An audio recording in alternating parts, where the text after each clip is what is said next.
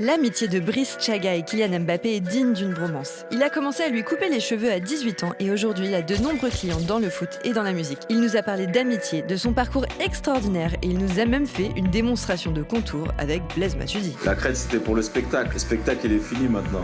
Kylian, le premier jour où on s'est vu, on rigolait ensemble, comme ça on se connaissait depuis des années. Il me connaît par cœur. Je le connais par cœur aussi. C'est une relation fraternelle. Ce qui est bien aussi, c'est que c'est une personne super intelligente, qui s'adapte pas seulement à son expérience, mais qui s'adapte à la vie. Est-ce que parfois vous faites des déclarations d'amitié Non, et tout?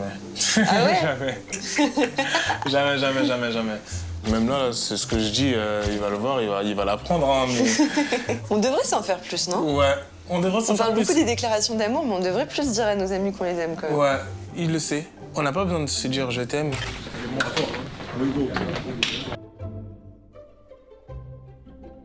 Est-ce que tu crois, Chaga, que Cristiano Ronaldo, quand il a les mèches blondes, il est sûr de jouer un bon match?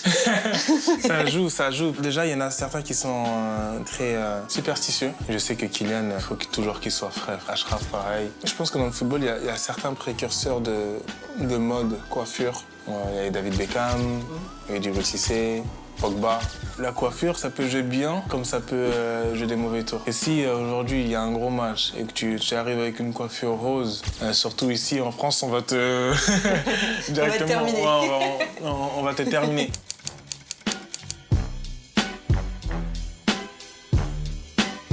À chaque fois que je me faisais la coupe de cheveux la veille, je faisais un bon match. Quand je le faisais pas, comme par hasard, je faisais pas un bon match.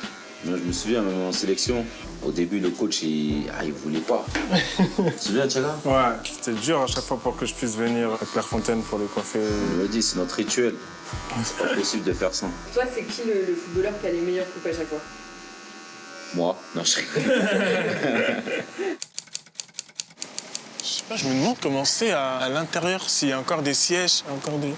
Oh, ah ouais, il n'y a plus rien. Explique-nous, Chaga, on est où là? Alors là, on est au 38 Tandou, mon tout premier salon dans lequel j'ai bossé. Au départ, je venais pour me coiffer, pour regarder un petit peu ce que c'était que le barbershop, comment on le voyait dans les films. An extraordinary day at the barbershop. T'as appris en partie à faire des coupes dans les films? Ouais, j'ai appris tout seul à regarder des vidéos sur les films afro-américains. Oh shit, what kind of chemical you got in there? I have put no chemicals.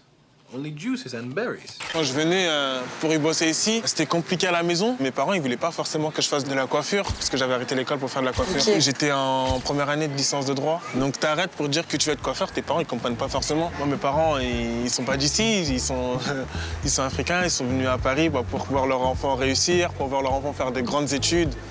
Et quand je leur dis que t'arrêtes pour faire ça, ils disent Ils ont pas compris. Non, ouais, c'est pas ça le projet. T'as lâché tout ce que t'étais en train de faire et tu t'es dit, je le sens, c'est là qu'il faut que j'aille, quoi. Ouais.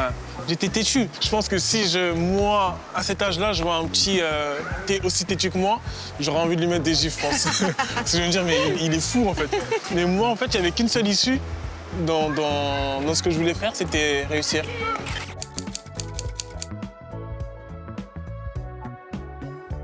J'ai toujours été exigeant envers moi-même, sans savoir où ça allait me mener. Est-ce que c'est une exigence qui t'a pesé ou qui t'a justement permis de te sentir mieux? Parce que parfois, être exigeant avec soi-même, c'est être dur aussi avec soi-même.